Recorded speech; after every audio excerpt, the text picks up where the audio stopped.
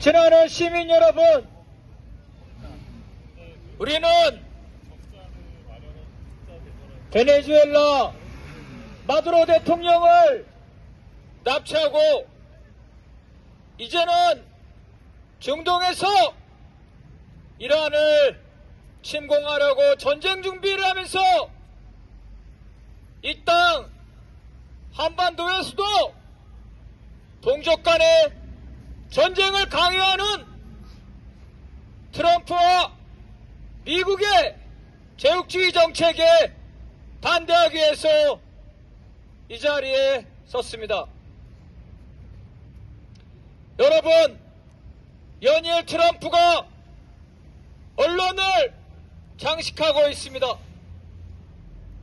하루라도 언론에 관심을 못 받으면 병이라도 날 것처럼 트럼프의 좌충우돌 횡설수설은 눈뜨고 보지 못할 지경입니다. 베네수엘라 마두로 대통령이 마약에 관련돼 있다 이렇게 말하면서 마두로 대통령을 납치하더니 이제는 마약 얘기는 하나도 없이 베네수엘라 석유를 강탈하고 있습니다. 베네수엘라가 말을 안 들면 대규모 공격을 하겠다 이렇게 큰 소리를 쳤지만 정작 공화당까지 포함된 상원에서는 트럼프의 베네수엘라 침략을 제한하는 결의안이 통과됐습니다.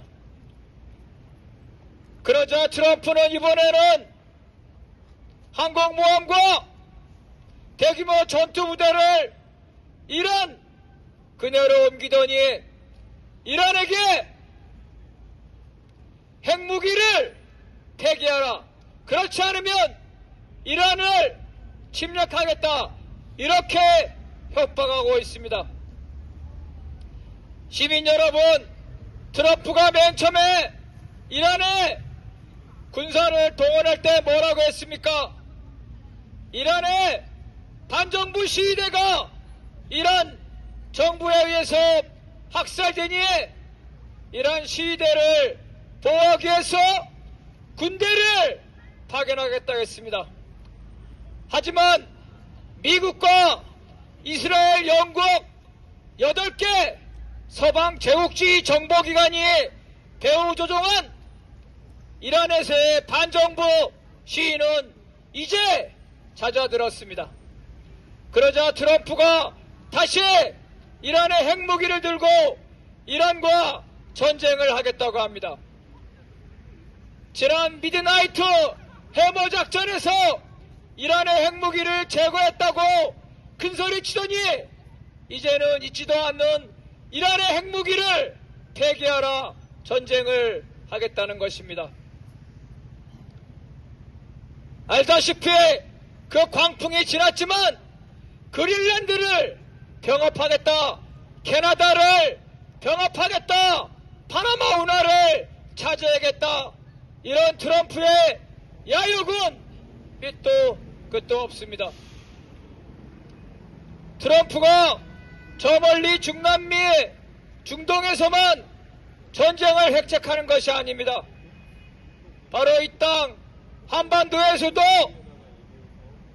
지난 80여 년 동안 동족 간의 전쟁을 유발하고 지금도 동족 간의 전쟁을 강요하는 그런 군사 대결 정책을 유지하고 있습니다.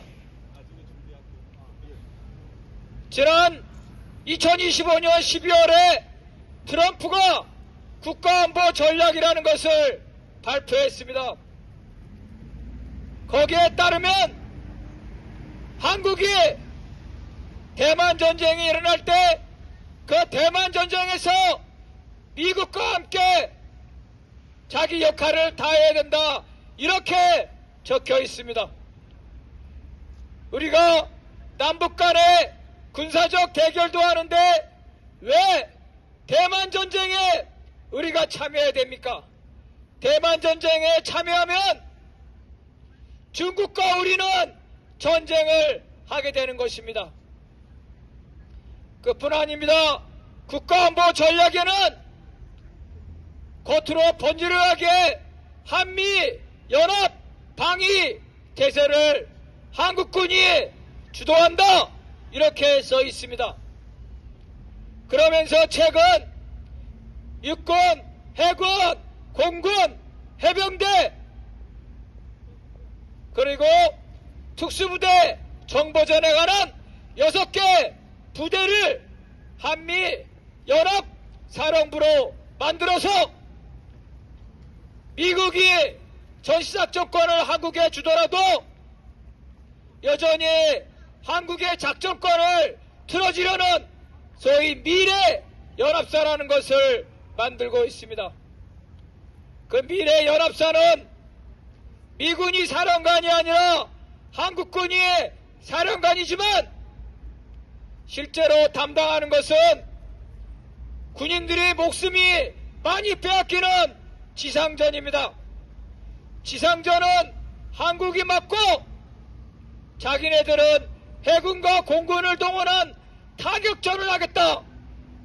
그리고 핵전쟁에 관한 작전권은 자기들이 여전히 가져가겠다.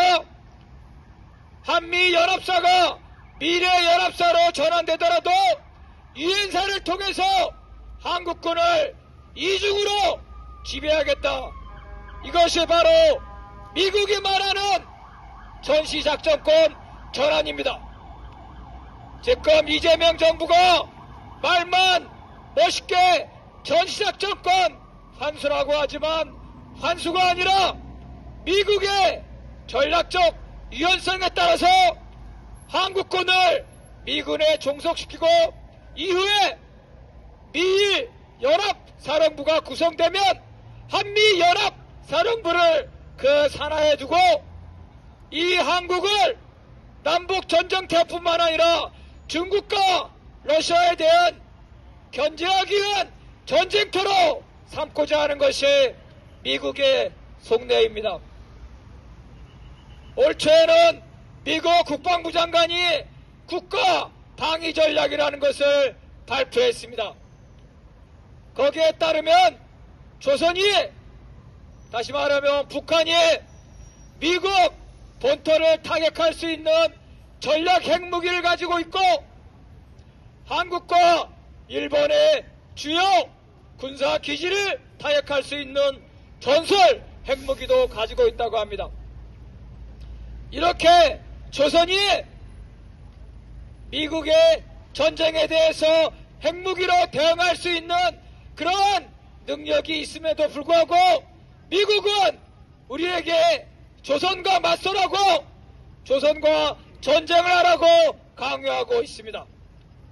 이 땅에서 전쟁이 일어나면 1950년 민족 동족의 비극보다도 더 엄청난 핵무기의 비극이 우리를 기다리고 있습니다. 작년 2025년 11월에 미국 국방부 장관과 한국 국방부 장관이 협의한 것에 따르면 한미 관세협상 팩트시트에서 나온 한국군을 미군에 종속시키는 세부적인 계획이 나와 있습니다. 여기에는 지상전뿐만 아니라 우주작전, 미국의 미사일 방어 전략, 그리고 사이버 모든 분야에 대해서 한국군이 미군에 종속되는 그런 시나리오가 담겨져 있습니다. 한국군과 미군은 이미 핵전장을 전제로 한 군사훈련을 하고 있고 이번 3월에 대규모 군사훈련을 하고 있습니다. 우리가 전시작전권을 환수받으려면 대규모 한반도 전체를 상대로 하는 군사훈련을 통해서 그 작전 능력이 있다는 것을 미국에 보여주고 미국의 합격점을 받아야 된다고 합니다.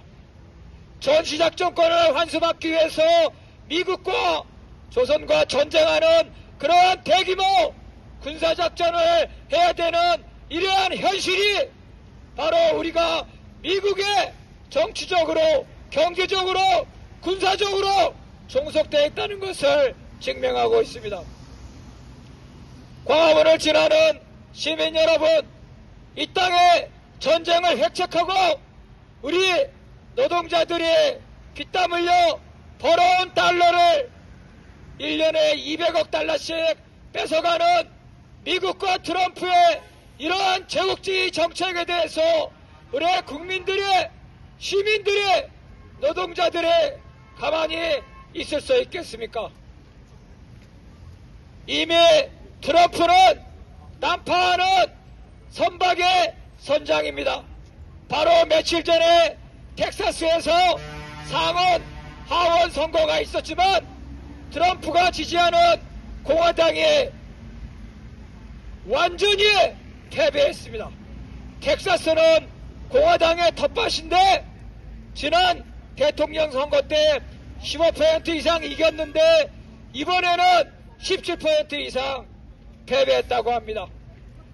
올해 11월에 하원에서 민주당이 다수당이 되면 트럼프는 탄핵 소추를 당한다고 합니다. 트럼프 스스로 탄핵 소추를 당할 우려가 있다고 공화당 지지자에게 단결할 것을 부탁하고 있습니다. 올해 11월 중간선거 이후 트럼프가 탄핵을 당하고 비록 상원에서 완전히 탄핵 결정이 나지 않더라도 트럼프는 내임덕에 빠질 겁니다. 그리고 우리가 미국에 200억 달러씩 갖다 바친다면 우리의 경제도 제2의 금융 위기에 빠질 겁니다.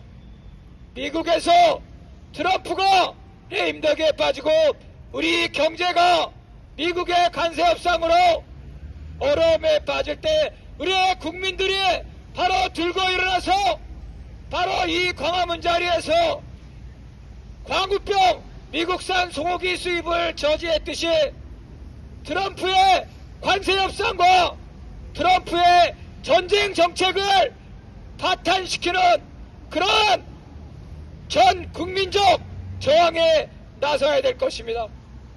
그때까지 우리 시민 여러분들과 노동자들 그리고 미래를 빼앗긴 청년 여러분들은 트럼프와 미국의 제국주의 정책을 규탄하고 동족 간의 전쟁을 강요하는 한미 군사훈련을 반대하는 길에 떨쳐 일어나야 될 것입니다. 투쟁! 예, 맞습니다. 예, 맞습니다. 저희 자주연합이 한